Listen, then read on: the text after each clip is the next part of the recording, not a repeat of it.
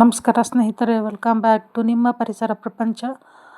I hope ಎಲ್ಲ ಚೆನ್ನಾಗಿದ್ದೀರಾ ಅಂತ ಭಾವಿಸ್ತಾಯಿನಿ. ಸೊ ನಾನು ಕೂಡ ತುಂಬ ಚೆನ್ನಾಗಿದ್ದೀನಿ. ಹಾಗೆ ಇದು ಸೂಳೆಕೆರೆ ಅಂತ ಹೇಳಿಬಿಟ್ಟು ದಾವಣಗೆರೆ ಜಿಲ್ಲೆ ಚನ್ನಗಿರಿ ತಾಲೂಕಲ್ಲಿ ಇರ್ತಕ್ಕಂಥದ್ದು. ಈ ಕೆರೆ ಬಗ್ಗೆ ಲಾಸ್ಟಲ್ಲಿ ನಿಮಗೆ ಮಾಹಿತಿ ಹೇಳ್ತೀನಿ. ಯಾಕೆ, ಎಲ್ಲಿಗೆ ಹೋಗಿದ್ವಿ, ಏನು ಅನ್ನೋದನ್ನು ವಿಡಿಯೋ ಮೂಲಕ ನೋಡಿ. ಹಾಗೆ ಕೊನೆವರೆಗೆ ನೋಡಿ. ನನ್ನ ಪರಿಸರ ಪ್ರಪಂಚ ಕನ್ನಡ ಯೂಟ್ಯೂಬನ್ನು ಲೈಕ್ ಮಾಡಿ, ಶೇರ್ ಮಾಡಿ, ಹಾಗೆ ಸಬ್ಸ್ಕ್ರೈಬ್ ಮಾಡೋದನ್ನು ಮರಿಬೇಡಿ ಸ್ನೇಹಿತರೆ. ಈ ಕೆರೆ ಮುಂದೆ ಹೋಗ್ತಾ ಬರುತ್ತೆ, ಇದ್ರ ಬಗ್ಗೆ ಮಾಹಿತಿ ಹೇಳ್ತೀನಿ. ಇವಾಗ ನಾವು ಹೋಗ್ತಾ ಇರ್ತಕ್ಕಂಥದ್ದು ಕುಪ್ಪಳ್ಳಿಗೆ.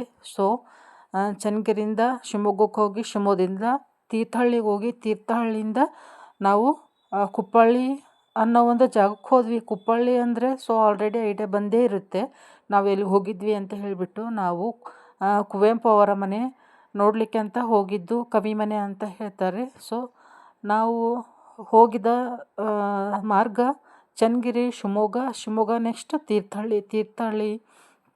ಶಿವಮೊಗ್ಗದಿಂದ ಸುಮಾರು 61 ಕಿಲೋಮೀಟ್ರ್ ಅಂತರದಲ್ಲಿರ್ತಕ್ಕಂಥದ್ದು.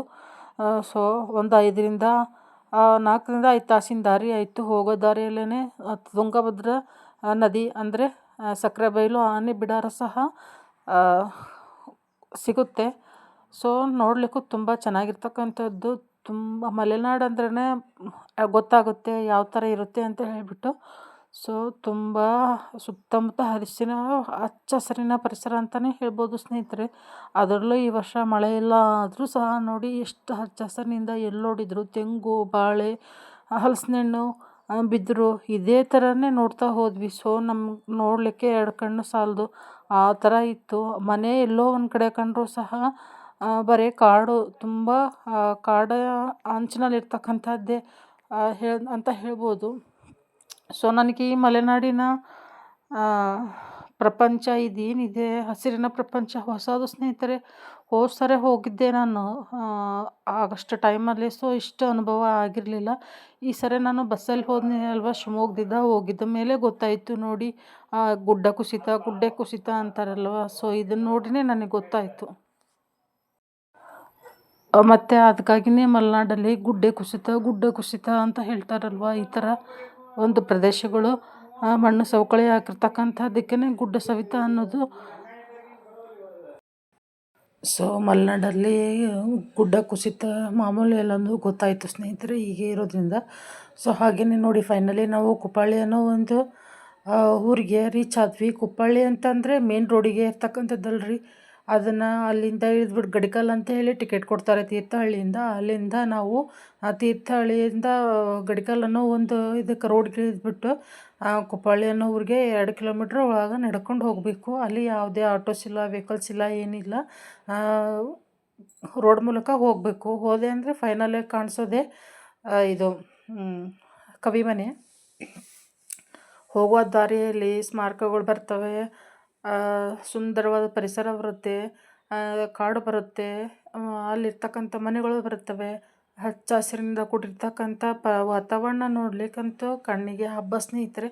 ಸೊ ಹಾಗಾಗಿ ನೋಡಿ ಕುಪ್ಪಳ್ಳಿ ಇನ್ನೂ 1 ಕಿಲೋಮೀಟ್ರ್ ಅಂತರದಲ್ಲಿದೆ. ಮಳೆನೂ ಸ್ಟಾರ್ಟ್ ಆಯಿತು. ನನಗೂ ಸಿಕ್ಕಾಪಟ್ಟೆ ಸುಸ್ತಾಯಿತು. ನಿಂತು ಕುಂತು ಫೈನಲಿ ನಾವು ಬೆಳಗ್ಗೆ 7 ಗಂಟೆ ಅಷ್ಟೊತ್ತಿಗೆ ಮನೆ ಬಿಟ್ಟಿದ್ವಿ.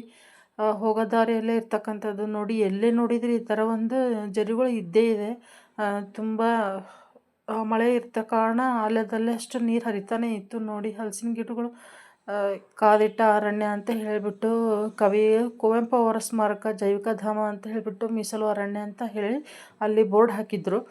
ಸೊ ಇರಲಿ ಅಂತ ಹೇಳಿಬಿಟ್ಟು ಯಾರಾದರೂ ಬರೋರಿದ್ದರೆ ಅಥವಾ ನನ್ನ ಒಂದು ಪರಿಸರ ಪ್ರಪಂಚ ಕನ್ನಡ ಯೂಟ್ಯೂಬನ್ನು ನೋಡಿ ಇದನ್ನು ಈ ಥರ ಹೋಗಬೇಕು ಅನ್ನೋರಿಗೆ ಐಡಿಯಾ ಬರುತ್ತೆ ಅಂತ ಹೇಳಿಬಿಟ್ಟು ನನ್ನಲ್ಲಿ ಎಷ್ಟು ಸಾಧ್ಯನೋ ಅಷ್ಟು ಬೇಕಾಗಿರ್ತಕ್ಕಂಥ ಒಂದು ಮಾಹಿತಿಯನ್ನು ಕಲೆಕ್ಟ್ ಮಾಡಿಕೊಂಡು ನನ್ನ ಪರಿಸರ ಪ್ರಪಂಚ ಕನ್ನಡ ಯೂಟ್ಯೂಬ್ ಮೂಲಕ ತೋರಿಸ್ತಾ ಇದ್ದೀನಿ. ಸೊ ಇದಕ್ಕೆ ಗಡಿಕಲ್ ಅಂತ ಹೇಳ್ತಾರಂತೆ. ಸೊ ಇದು ಪೂರ್ಣಚಂದ್ರ ತೇಜಸ್ವಿ ಅವರ ಒಂದು ಸ್ಮಾರಕ ಭವನ ಅಂತಲೇ ಹೇಳ್ಬೋದು. ಅದು ಸಹ ಅಲ್ಲಿ ಇತ್ತು. ಅಂದರೆ ಪೂರ್ಣಚಂದ್ರ ತೇಜಸ್ವಿ ಅವರು ಅಂದರೆ ಕುವೆಂಪು ಅವರ ಮಗ. ಸೊ ಅವ್ರದ್ದು ಸಹ ಅಲ್ಲೇ ಇತ್ತು ನೋಡಿ. ಅಲ್ಲಿ ನನ್ನ ಚೇತನ ಆಗೋನಿ ಅನಿಕೇತನ ಅನ್ನೋದ್ರ ಮೂಲಕ ಒಂದು ಆಡಿಟೋರಿಯಮನ್ನು ಓಪನ್ ಮಾಡಿದ್ದಾರೆ. ಎಲ್ಲ ಥರದ್ದು ವ್ಯವಸ್ಥೆನೂ ಇದೆ. ಅವರು ಏನೇನು ಪ್ರಶಸ್ತಿಗಳು ತೊಗೊಂಡಿದ್ದಾರೆ, ಅವ್ರು ಏನೇನು ಕವನಗಳು ಬರೆದಿದ್ದಾರೆ, ಅವರು ಏನೇನು ಬುಕ್ಕು ಬರ್ತಿದ್ದಾರೆ, ಪ್ರತಿಯೊಂದು ಮಾಹಿತಿನೂ ಅಲ್ಲಿ ಒಂದು ಶಾಸನದ ಮೂಲಕ ಕೊಟ್ಟಿದ್ದಾರೆ. ತುಂಬ ಪೇಷನ್ಸ್ ಬೇಕು ನೋಡಲಿಕ್ಕೆ. ನಾವು ಓನ್ ವೆಹಿಕಲ್ ತೊಗೊಂಡು ಹೋಗಿರಲಿಲ್ಲ, ಬಸ್ಸಿಗೆ ಹೋಗಿದ್ವಿ. ಆದ ಕಾರಣ ನಮಗೆ ಅಲ್ಲಿ ನಿಂತು ಭಾಳಷ್ಟು ಟೈಮ್ ಸ್ಪೆಂಡ್ ಮಾಡಲಿಕ್ಕೆ ಸಾಧ್ಯ ಆಗಲಿಲ್ಲ. ಸೊ ಹಾಗಾಗಿ ನಾವು ಹೆಣ್ಮಕ್ಳು ಹೋಗಿದ್ದಕ್ಕೆ ಧೈರ್ಯನೂ ಇರಲಿಲ್ಲ. ಆಮೇಲೆ ದಟ್ಟ ಅಡವಿ ಅಲ್ವಾ, ಅಲ್ಲಿ ಒಬ್ಬರು ಇಬ್ಬರು ಹೋಗ್ಲಿಕ್ಕಂತೂ ಸಾಧ್ಯನೇ ಇಲ್ಲ ಸ್ನೇಹಿತರೆ. ಓನ್ ವೆಹಿಕಲ್ ಮಾಡ್ಕೊಂಡು ಹೋದರೆ ಸುತ್ತಮುತ್ತ ನೋಡ್ತಕ್ಕಂಥ ಪ್ಲೇಸಸ್ ತುಂಬ ಇದೆ. ಅವು ದಯವಿಟ್ಟು ಹೋಗೋರಾದರೆ ಓನ್ ವೆಹಿಕಲ್ ಮೂಲಕನೇ ಹೋಗಿ. ಅಲ್ಲಿ ಬಸ್ಸಿನ ವ್ಯವಸ್ಥೆ ಇಲ್ಲ. ಸೊ ತೀರ್ಥಹಳ್ಳಿಯಿಂದ ಹೋಗ್ಬೋದು, ಬಟ್ ಇಳಿದು ಸುಮಾರು ದೂರ ನಡಿಬೇಕು. ಸೊ ಹಾಗಾಗಿ ನೋಡಿ, ಆಲ್ಮೋಸ್ಟ್ ಯಾರು ಬಸ್ಸಿಗೆ ಬಂದಿರಲಿಲ್ಲ, ಎಲ್ಲ ಓನ್ ವೆಹಿಕಲ್ ಮೂಲಕನೇ ಬಂದಿದ್ದರು. ನಾವು ಇಲ್ಲಿ ಪೂರ್ಣಚಂದ್ರ ತೇಜಸ್ವಿ ಅವರ ಒಂದು ಸ್ಮಾರಕದಲ್ಲಿ ಕೂತ್ಕೊಂಡು ಸ್ವಲ್ಪ ಟಿಫನ್ ತಂದಿದ್ವಿ ಮನೆಯಿಂದ, ತಿಂದುಬಿಟ್ಟು ಹೋಗೋಣ ಅಂತ ಹೇಳಿಬಿಟ್ಟು ಕೂತ್ಕೊಂಡಿದ್ವಿ. ನಾವು ಅಲ್ಲಿ ಗಡಿಕಲ್ಲನ್ನು ಮುಟ್ಟಿದ್ದು 1 ಗಂಟೆ ಆಗಿತ್ತು. ಬೆಳಗ್ಗೆ 7 ಗಂಟೆಗೆ ಮನೆ ಬಿಟ್ಟಿದ್ವಿ. ಮಧ್ಯಾಹ್ನ 1 ಗಂಟೆ ಅಷ್ಟೊತ್ತಿಗೆ ನಾವು ಅಲ್ಲಿ ರೀಚ್ ಆದ್ವಿ, ಬಸ್ಸಿನ ಮೂಲಕ ಹೋದರೆ.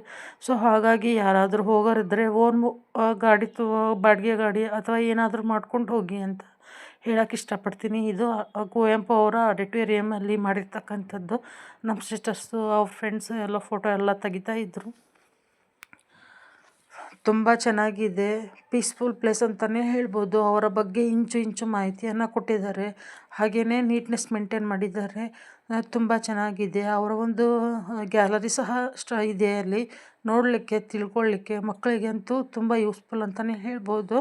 ನಾನು ನೋಡಬೇಕು ಹೋದ ಆಗಸ್ಟ್ ಒಳಗೇ ಅಂದ್ಕೊಂಡಿದ್ದೆ ನಾನು. ನಾವು ಜೋಗ ಫಾಲ್ಸ್ ಅವನ್ನೆಲ್ಲ ನೋಡೋಕೆ ಹೋದಾಗ್ಲೇ ಅಂದ್ಕೊಂಡೆ ಇದನ್ನು ಕವಿಮನೆ ನೋಡಿ ಬರಬೇಕು ಅಂತ. ಸೊ ಕವಿಮನೆ, ಜೋಗ ಫಾಲ್ಸು, ಅಜಗಜಾಂತರ ತುಂಬ ದೂರ ಇದೆ. ಮತ್ತೊಂದು ಸರಿ ಹೋದ್ರಾಯ್ತು ಅಂತ ಹೇಳಿಬಿಟ್ಟು ಅದು ನೆಕ್ಸ್ಟ್ ಇಯರ್ನೇ ಅದನ್ನು ಕೊಡ್ತೋದು ಹೋಗಬೇಕು ಅನ್ನೋದು. ಸೊ ನಾವು ಹಾಗಾಗಿ ನಾನು, ನಮ್ಮ ಸಿಸ್ಟರ್ಸು, ಅವರ ಫ್ರೆಂಡ್ಸು ಅವರೆಲ್ಲ ಹೋಗಿದ್ದು ನೋಡಲಿಕ್ಕೆ ಅಂತ ಹೇಳಿಬಿಟ್ಟು. ನೋಡಿ ಎಷ್ಟು ನೀಟ್ನೆಸ್ ಮೇಂಟೈನ್ ಮಾಡಿದ್ದಾರೆ. ಇದು ತೇಜಸ್ವಿ ಗ್ಯಾಲರಿ ಅಂತ ಹಾಕಿದ್ರು. ನಮಗೆ ಅದ್ರ ಒಳಗಡೆ ಹೋಗಲಿಕ್ಕೆ ಭಯ ಆಯಿತು, ಜನ ಇರಲಿಲ್ಲ, ಏನಿಲ್ಲ. ಏನಾದರೂ ಅಂದರು, ಏನಾದರೂ ಸಡನ್ನಾಗಿ ಏನೋ ಅಂತಾರೋ ಏನೋ ಅನ್ನೋ ಒಂದು ಭಯಕ್ಕೆ ನಾವು ಅಲ್ಲಿ ಒಳಗೆ ಹೋಗಲಿಲ್ಲ. ಹೀಗೆ ಆಚೆ ಕಡೆ ನಿಂತ್ಕೊಂಡು ಅವರೆಲ್ಲ ಫೋಟೋಸ್ ತೆಗಿತಾ ಇದ್ರು. ಅದನ್ನೇ ಸುಮ್ಮನೆ ನೋಡಿ ವಾಚ್ ಮಾಡ್ಕೊತ ನಿಂತ್ಕೊಂಡೆ. ಹಾಗೆ ನನ್ನ ಮಗಳು ಸಹ ನನಗೂ ತೆಗಿ ಮಮ್ಮಿ ಅಂತ ಹೇಳ್ತಾ ಇದ್ಲು. ನೋಡಿ ಎಷ್ಟು ನೀಟಿಟ್ಟಿದ್ದಾರೆ ಅಂತ ಅಂದರೆ ತುಂಬ ಅಚ್ಚುಕಟ್ಟಾಗಿರ್ತಕ್ಕಂಥದ್ದು. ಸೊ ಹಾಗೆಯೇ ಇಲ್ಲಿ ಮಲೆನಾಡು ಅಲ್ವಾ, ಕಟ್ಟಿಗೆ ಚೆನ್ನಾಗಿ ಸಿಗ್ತವೆ ಅಂತ ಹೇಳಿಬಿಟ್ಟು ಕಟ್ಟಿಗೆಯಿಂದನೇ ಮಾಡಿರ್ತಕ್ಕಂಥ ಕಲಾಕೃತಿಗಳು ತುಂಬಾ ಇದ್ವು. ನೋಡಿ ಎಷ್ಟು ಡಿಸೆಂಟ್ ಇದೆ ಅಂದರೆ. ಹಾಗೆ ಅಲ್ಲಿ ಪಕ್ಕದಲ್ಲಿ ಒಂದು ಕೊಳ ಇತ್ತು. ಯಾಕಂದರೆ ತಾವರೆ ಹೂವು ಅಂತಾರೆ ಏನೋ ಹೇಳ್ತಾರೆ ನೋಡಿ, ಮಲೆನಾಡು ಕಡೆ ಆ ಥರ ಬಳ್ಳಿ ಜಾಸ್ತಿ ಇತ್ತು. ಸೊ ಅದು ಗೊತ್ತಾಗಲಿ ಅಂತ ಹೇಳಿಬಿಟ್ಟು ಒಂದು ಸ್ವಲ್ಪ ನೋಡಿದರೆ ಇದೆ ಅನ್ನೋದು ಗೊತ್ತಾಗುತ್ತೆ ಅಂತ ಹೇಳಿ ಅದನ್ನು ವಿಡಿಯೋ ಮಾಡಿಕೊಂಡು, ನೋಡಿ ಸ್ಟೆಪ್ಸು ಎಷ್ಟು ಕಟ್ಟಿದೆ ಅಂತ ಹೇಳಿಬಿಟ್ಟು ಅದೆಲ್ಲ ವಿಡಿಯೋ ಮಾಡಿಕೊಂಡು ಆಚೆ ಬಂದ್ವಿ. ಆಚೆ ಬಂದು ಕುಪ್ಪಳ್ಳಿಗೆ ಹೋಗೋಣ ಕವಿಮನೆ ನೋಡಲಿಕ್ಕೆ ಅಂತ ಹೇಳಿಬಿಟ್ಟು ಅಲ್ಲಿಂದ ಮತ್ತು 1 ಕಿಲೋಮೀಟ್ರ್ ಅಂತರದಲ್ಲಿದೆ ಸ್ನೇಹಿತರೆ. ನೋಡಿ ಕುಪ್ಪಳ್ಳಿ ಅಂತ ಬೋರ್ಡ್ ಇದೆ. ಎಲ್ಲರೂ ಹೆಚ್ಚು ಬಂದಿರೋದು ಓನ್ ವೆಹಿಕಲ್ ಮೂಲಕನೇ ಬಂದಿದ್ದು. ಸೊ ಗೌರ್ಮೆಂಟ್ ಬಸ್ಸಿನ ಮಾಹಿತಿ ನನಗೆ ಗೊತ್ತಿಲ್ಲ. ಶಿವಮೊಗ್ಗಕ್ಕೆ ಹೋದರೆ ತೀರ್ಥಹಳ್ಳಿ ಬಸ್ ಹತ್ತಿದರೆ ಮಾತ್ರ ಇಲ್ಲಿ ಗಡಿಕಲ್ಲಿ ಅಂತ ಇಳಿಸ್ತಾರೆ, ಕವಿಮನೆ ಅಂತ. ಅದು ಹುಡುಕೋ ಅವಶ್ಯಕತೆನೇ ಇಲ್ಲರಿ, ರೋಡ್ಗೆ ಇದೆ ಅದು. ಕುವೆಂಪು ಮನೆ ಅಂತ ಹೇಳಿಬಿಟ್ಟು. ನೋಡಿ ಇದು ಕುವೆಂಪು ಮನೆಯ ದೂರದಿಂದ ನೋಡ್ತಕ್ಕಂಥದ್ದು. ಸಿಕ್ಕಾಪಟ್ಟೆ ಜನನೂ ಇತ್ತು, ಯಾಕಂದರೆ ವೀಕೆಂಡು, ಸಾಟರ್ಡೆ ಸಂಡೇ 2 ರಜೆ ಇತ್ತಲ್ವ. ಸೊ ಹಾಗಾಗಿ ಅಲ್ಲಿ ಒಂದೇ ಒಂದು ಹೆಣ್ಣು ಮಂಗ ಇತ್ತು. ಸೊ ಹಾಗಾಗಿ ಅದು ಸ್ವಲ್ಪ ಜನರು ನೋಡಿ ಭಯ ಇದು ಮಾಡ್ತಾಯಿತ್ತು. ಹಾಗೆ ವಿಡಿಯೋ ಇರಲಿ ಅಂತ ಹೇಳ್ಬಿಟ್ಟು ಮಾಡಿಕೊಂಡೆ. ಅಲ್ಲಿ ಒಳಗಡೆ ನೋ ಎಂಟ್ರಿ, ವಿಡಿಯೋ ಫೋಟೋ ಏನೂ ಇರಲಿಲ್ಲ. ಎಂಟ್ರೆನ್ಸ್ ಫೀಸ್ ಮಾತ್ರ 20 ರೂಪಾಯಿ ಇತ್ತು. ಸೊ ಹಾಗಾಗಿ ಒಬ್ಬೊಬ್ಬರಿಗೆ 20 ರೂಪಾಯಿ ತೊಗೊಂಡ್ರು. ನಾವು ಒಳಗಡೆ ಹೋಗಿ ಆಚೆ ಬಂದ್ವಿ. ಒಳಗಡೆ ಒಂದು ಫೋನ್ ಇಲ್ಲ, ವಿಡಿಯೋಸ್ ಇಲ್ಲ, ಫೋಟೋಸ್ ಇಲ್ಲ, ಏನಿಲ್ಲ. ಹಾಗೆ ಸುಮ್ಮನೆ ನೋಡಬೇಕು ಬರಬೇಕು. ಅವರು ಕುವೆಂಪು ಅವರು ಏನೇನು ಮಾಡಿದರು, ಅವರ ಜೀವನ ಇದ್ದಿದ್ದಕ್ಕೂ ಹೋಗಿದ್ದವರು, ಒಂದು ಮರಣ ಹೊಂದಿದ್ದ ಕಾಲದ ಮಟ್ಟನೂ ಅವರು ಏನೇನು ಉಪಯೋಗ ಮಾಡಿದರು, ಅವ್ರು ಎಲ್ಲಿ ಕೂತಿದ್ರು, ಅವರು ಏನೆಲ್ಲ ವಸ್ತುಗಳನ್ನು ಬಳಸಿದ್ರು, ಪ್ರತಿಯೊಂದನ್ನು ಆ ಮನೆ ಒಳಗಡೆ ಇಟ್ಟಿದ್ದಾರೆ. ನೋಡ್ಲಿಕ್ಕಂತೂ ತುಂಬ ಅದ್ಭುತವಾಗಿರ್ತಕ್ಕಂಥದ್ದು. ಅವ್ರ ಈ ಪ್ರಶಸ್ತಿಗಳು, ಅವರ ಬಿರುದುಗಳು, ಅವರು ಯಾರ್ಯಾರ ಜೊತೆಗಿದ್ರು, ಅವ್ರ ಮಕ್ಕಳು, ಅವ್ರ ಕುಟುಂಬ, ಅವ್ರ ಹೆಂಡತಿ, ಪ್ರತಿಯೊಬ್ಬರು ಫೋಟೋ ಫ್ರೇಮ್ ಸಹ ಹಾಕಿಟ್ಟಿದ್ದಾರೆ. ಬುಕ್ಸ್ ಇಟ್ಟಿದ್ದಾರೆ, ಕವನ, ಅವ್ರದ್ದು ಏನೇನು ಒಂದು ಪಿಂಟು ಮಾಹಿತಿ ಎಲ್ಲ ಇದೆಯೋ ಅವರ ಜೀವಮಾನದ ಉದ್ದಕ್ಕೂ ಅಷ್ಟನ್ನು ಆ ಮನೆ ಒಳಗೆ ಇಟ್ಟಿದ್ದಾರೆ. ಅಷ್ಟೇ ಸ್ನೇಹಿತರೆ, ಅಲ್ಲಿ ಯಾವ ಒಂದು ಯೂಟ್ಯೂಬರ್ಗೂ ಸಹ ಒಳಗಡೆ ಅವಕಾಶ ಇಲ್ಲ ವಿಡಿಯೋ ಮಾಡಲಿಕ್ಕೆ. ಹಾಗೆ ಹೋಗಬೇಕು, ನೋಡಬೇಕು. 20 ರೂಪಾಯಿ ಮಾತ್ರ ಒಳಗಡೆ ಎಂಟ್ರೆನ್ಸಿಗೆ ಫೀಸ್ ಇರೋದು. ಸೊ ಪ್ರತಿಯೊಂದು ಮೂಲೆಗೂ ಸಹ CC ಕ್ಯಾಮ್ರಾ ಹಾಕಿದ್ದಾರೆ. ನೋಡ್ತಾರೆ, ನೋಡೋದು, ಹೊರಗಡೆ ಬಂದು ವಿಡಿಯೋಸು ಫೋಟೋಸ್ಗೇನು ಕೊರತೆ ಇಲ್ಲ, ಸಾಕಷ್ಟು ಮಾಡ್ಬೋದು. ಬಟ್ ಮನೆ ಒಳಗಡೆ ಯಾವ ಇದೂ ಇಲ್ಲ. ಸೊ ನಮಗೂ ಸಹ ಕೂತ್ಕೊಂಡು ಅಲ್ಲಿ ಫೋಟೋ ಶೂಟೆಲ್ಲ ಮಾಡ್ಕೊತಾ ಇದ್ವಿ. ಇನ್ನೇನು ನೆಕ್ಸ್ಟ್ ಆಚೆ ಕಡೆ ಬಂದು ಇಲ್ಲಿ ಪಕ್ಕದಲ್ಲಿ ಒಂದು ಮನೆ ಇತ್ತು, ಅವರು ಬಳಸಿರ್ತಕ್ಕಂಥ ಹಳೆಯದು ಸ್ವಲ್ಪ ಸಾಮಾನೆಲ್ಲ ಸ್ಟಾಕ್ ಮಾಡಿದ್ದು. ಅವರು ಮರದ ಪೆಟ್ಟಿಗೆ, ಒನಕೆ, ಆಮೇಲೆ ಮರಿಗೆ, ಅವು ಏನೇನೋ ಇರ್ತಾವಲ್ಲ, ಹಿಟ್ಟು ಕುಟ್ಟು ಆ ಥರ ಎಲ್ಲವೂ ಒಂದು ಸೈಡಲ್ಲಿ ಇಟ್ಟಿದ್ದರು. ಹಾಗೆ ಅವರು ಅವಾಗ ಚಕ್ಕಡಿ ವೆಹಿಕಲ್ಸ್ ಇರಲಿಲ್ಲವ, ಹಾಗಾಗಿ ಅವರು ಭತ್ತ ಬಳಸಿರ್ತಕ್ಕಂಥದ್ದು, ಆಮೇಲೆ ಭತ್ತದ ಗೂಡು, ಈ ಥರ ಏನಿರುತ್ತೋ ಅವನ್ನೆಲ್ಲ ಒಂದು ಕಡೆ ಸ್ಟಾಕ್ ಮಾಡಿಟ್ಟಿದ್ರು. ಒಂದು ಆಚೆ ಕಡೆ ಕವಿ ಮನೆಯಿಂದ ಆಚೆ ಕಡೆ ಬಂದಾಗ ಹಾಗೆಯೇ ಚಕ್ಕಡಿ ಮೂಲಕ ಹೋಗ್ತಾ ಇದ್ದಿದ್ದಲ್ಲ, ಅದನ್ನು ಸಹ ಇಟ್ಟಿದ್ರು. ಅದು ಇರಲಿ ಅಂತ ಹೇಳಿಬಿಟ್ಟು ವಿಡಿಯೋ ಮಾಡಿಕೊಂಡು, ಇಲ್ಲಿ ನೋಡಿ ಯಾರೋ ಒಬ್ಬರು ಯೂಟ್ಯೂಬರು, ಅವರು ಕವಿಮನೆ ಇದರಲ್ಲಿ ಆಚೆ ಕಡೆ ನಿಂತ್ಕೊಂಡು ನಮ್ಮ ಕರ್ನಾಟಕ ಫ್ಲಾಗನ್ನು ಹಿಡ್ಕೊಂಡು ವಿಡಿಯೋಸ್ ಎಲ್ಲ ಮಾಡ್ತಾಯಿದ್ರು. ಸೊ ಅದು ನೋಡಿಬಿಟ್ಟು ನನಗೇನೋ ಒಂಥರ ಖುಷಿ ಆಯಿತು. ಸೊ ಅದನ್ನು ವಿಡಿಯೋ ಮಾಡಿಕೊಂಡು, ಇದನ್ನು ನೋಡಿ ಕಡೆಕಲ್ ಅಂತ, ಇದನ್ನು ನೋಡಿನೇ ಅಂದಿರಬೇಕು ಅನ್ನೋದು ನನಗೆ ಐಡಿಯಾ ಬಂತು. ಅಲ್ಲಿ ಯಾವುದೇ ಊಟದ ಹೋಟೆಲ್ ಇಲ್ಲ, ಏನಿಲ್ಲ. ಕುಡಿಯೋ ನೀರಂತೂ ಸಿಗುತ್ತೆ, ಬಟ್ ಹೋಟೆಲ್ಸ್ ಏನೂ ಇಲ್ಲ. ಇನ್ನೇನು ರೋಡಿಗೆ ಇಳಿತೀವಲ್ವ, ಅಲ್ಲಿ ಮಾತ್ರ ಏನಾದರೂ ಒಂದು ಸ್ವಲ್ಪ ತಿನ್ನಲಿಕ್ಕೆ ಸ್ನ್ಯಾಕ್ಸ್ ಸಿಗುತ್ತೆ. ನಾವು ಅಲ್ಲಿಂದ ಆಚೆ ಬಂದು ಶಿವಮೊಗ್ಗ ಬಸ್ ಹಿಡಿದ್ವಿ. ಶಿವಮೊಗ್ಗ ನೋಡಿ, ತುಂಗಭದ್ರಾ ನದಿ ದಡದಲ್ಲಿರ್ತಕ್ಕಂಥದ್ದು, ಸುತ್ತಲೂ ನೀರು, ಎಷ್ಟು ಚೆನ್ನಾಗಿ ಮಾಡಿದ್ದಾರೆ ಅದು ರೋಡು ಹೋಗಲಿಕ್ಕೆ ಅಂತ ಹೇಳ್ಬಿಟ್ಟು. ನಾವು ಶಿವಮೊಗ್ಗದಿಂದ ಚನ್ನಗಿರಿಗೆ ಹೋಗ್ತಕ್ಕಂಥ ರೋಡಲ್ಲಿ ಇದು ಕಾಣ್ತಕ್ಕಂಥದ್ದು ನೋಡಿ. ನಾವು ಬರಬೇಕಾದ್ರೆ ಎಷ್ಟು ಲೇಟ್ ಆಯಿತು ಗೊತ್ತಾ? ಹೋಗುವಾಗ 5 ತಾಸಾಯಿತು, ಬರುವಾಗ 5 ತಾಸಾಯಿತು. ವೆಹಿಕಲ್ ಮೂಲಕ ಹೋಗಬೇಕಲ್ವ ಬಸ್ ಹಿಡಿದು. ಸೊ ಹಾಗಾಗಿ ಚನ್ನಗಿರಿಗೆ ಅಡಿಕೆ ನಾಡು ಅಂತ ಹೇಳ್ತಾರಂತೆ. ಸೊ ಅದು ನಾನು ಚನ್ನಗಿರಿಗೆ ಹೋಗಿದ್ದು ಇದೇ ಮೊದಲು ಸಹ, ಹಾಗಾಗಿ ಅದು ಫಸ್ಟಲ್ಲಿ ಕೆರೆ ಬಗ್ಗೆ ಹೇಳಿಲ್ವ, ಲಾಸ್ಟಲ್ಲಿ ಮಾಹಿತಿ ಹೇಳ್ತೀನಿ ಅಂತ ಹೇಳ್ಬಿಟ್ಟು. ಅದು ಇರ್ತಕ್ಕಂಥದ್ದು ದಾವಣಗೆರೆ ಜಿಲ್ಲೆ ಚನ್ನಗಿರಿ ತಾಲೂಕಲ್ಲಿ ಇರ್ತಕ್ಕಂಥದ್ದು. ನೋಡಿ, ಸಾವಿರಾರು ಎಕರೆ ಭೂಮಿಗೆ ಅದು ವರದಾನ ಅಂತಲೇ ಹೇಳ್ತಾರೆ ಆ ಕಡೆ. ಅದು ಒಂದು ಈ ಒಂದು ಶಾಂತಿಸಾಗರ ಅಥವಾ ಸೂಳೆಕೆರೆ ಅನ್ನೋದು ವಿಶ್ವದ ಅತ್ಯಂತ ದೊಡ್ಡ ಸಿಹಿ ನೀರಿನ ಕೆರೆ ಅಂತ ಹೇಳ್ತಾರಂತೆ. ಸೊ ಅದ್ರ ಬಗ್ಗೆ ನನಗೆ ಅಷ್ಟು ಐಡಿಯಾ ಇರಲಿಲ್ಲ, ಅಲ್ಲಿ ಹೇಳಿದರು. ಸೊ ಹಾಗಾಗಿ ಅದು ಬಸ್ ಹೋಗೋದು ಅದು ದಡದಾಗನೇ ಹೋಗುತ್ತೆ. ಸೊ ಎಷ್ಟು ಚನ್ನಗಿರಿ ಸ್ಟಾರ್ಟ್ ಆಗಿದ್ದ ನಾವು ಇದ್ರ ಮುಗಿಯೋವರೆಗೂ ನೀರಿತ್ತು. ತುಂಬ ಅಂದರೆ ಆ ಕೆರೆ ದಡದಲ್ಲಿ ಎಷ್ಟು ಜೀವನ ಕಟ್ಕೊಂಡಿದೆ ಗೊತ್ತಾ? ಇಷ್ಟು ಮಳೆಗೆ ಬಂದೇ ಇಷ್ಟು ತುಂಬಿದೆ. ಇನ್ನು ದಿನ ಕಂಟಿನ್ಯೂಸ್ ಮಳೆ ಬಂದರೆ ಇನ್ನು ಹೇಗೆ ತುಂಬಿರುತ್ತೆ ಸ್ನೇಹಿತರೆ? ಸಾಕಷ್ಟು ಫಿಲಮ್ ಎಲ್ಲ ಶೂಟಿಂಗ್ ಆಗಿದೆ ಅಂತ ಇಲ್ಲಿ. ಒಂದು ದೇವಸ್ಥಾನದ ದಡದಲ್ಲಿರ್ತಕ್ಕಂಥದ್ದು. ಆ ದೇವಸ್ಥಾನ ಯಾವುದು ಅನ್ನೋದು ನನಗೆ ಗೊತ್ತಿಲ್ಲ. ಸೊ ಇಷ್ಟು ಮಾತ್ರ ಮಾಹಿತಿ ನನಗೆ ಗೊತ್ತು.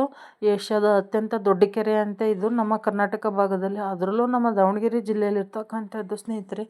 ನೋಡಿ, ಈ ಮಾಹಿತಿ ನಿಮಗೆ ಇಷ್ಟ ಆಗಿದ್ದಲ್ಲಿ ನನ್ನ ಪರಿಸರ ಪ್ರಪಂಚ ಕನ್ನಡ ಯೂಟ್ಯೂಬನ್ನು ಲೈಕ್ ಮಾಡಿ, ಶೇರ್ ಮಾಡಿ, ಹಾಗೆ ಸಬ್ಸ್ಕ್ರೈಬ್ ಮಾಡೋದನ್ನು ಮರಿಬೇಡಿ ಸ್ನೇಹಿತರೆ. ಈ ವಿಡಿಯೋ ಇದು ಏನಿದೆ ಅಲ್ವಾ, ಸೂಳೆಕೆರೆ ಅನ್ನೋದು ಚನ್ನಗಿರಿ ತಾಲೂಕಲ್ಲಿ ಬರ್ತಕ್ಕಂಥದ್ದು. ಯಾರಾದರೂ ನೋಡಿದರೆ ನನ್ನ ಒಂದು ಚನ್ನಗಿರಿ ಭಾಗದಲ್ಲಿ ಹಾಯ್ ಅಂತ ಕಮೆಂಟ್ ಮಾಡಿ ಸ್ನೇಹಿತರೆ. ಸೊ ನೋಡಿ, ಇದು ಬಸ್ ಮಾತ್ರ ಅದರ ಬುಡದಲ್ಲೇ ಹೋಗ್ತಕ್ಕಂಥದ್ದು, ರೋಡು ಅಷ್ಟು ಹತ್ತಿರದಲ್ಲಿ. ಸೊ ಇರಲಿ ಅಂತ ಹೇಳಿಬಿಟ್ಟು ವಿಡಿಯೋ ಮಾಡಿಕೊಂಡೆ. ಇದಾಗಿತ್ತು ನನ್ನ ವಿಡಿಯೋ. ಇನ್ನೊಂದು ವಿಡಿಯೋದೊಂದಿಗೆ ಸಿಗ್ತೀನಿ ಸ್ನೇಹಿತರೆ. ಅಲ್ಲಿವರೆಗೂ ಧನ್ಯವಾದಗಳು. ಟೇಕ್ ಕೇರ್, ಬಾಯ್.